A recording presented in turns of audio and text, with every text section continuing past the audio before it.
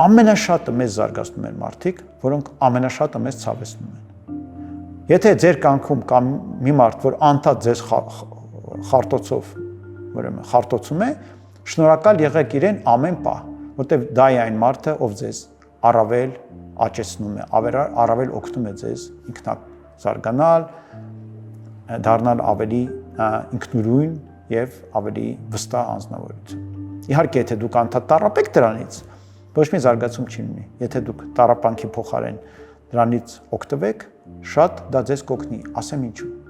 Ամենավատ բանը, որ մենք կարող ենք կյանքում ունենալ, դա անտարբերությունն է շրջապատի մարդկանց կողմից։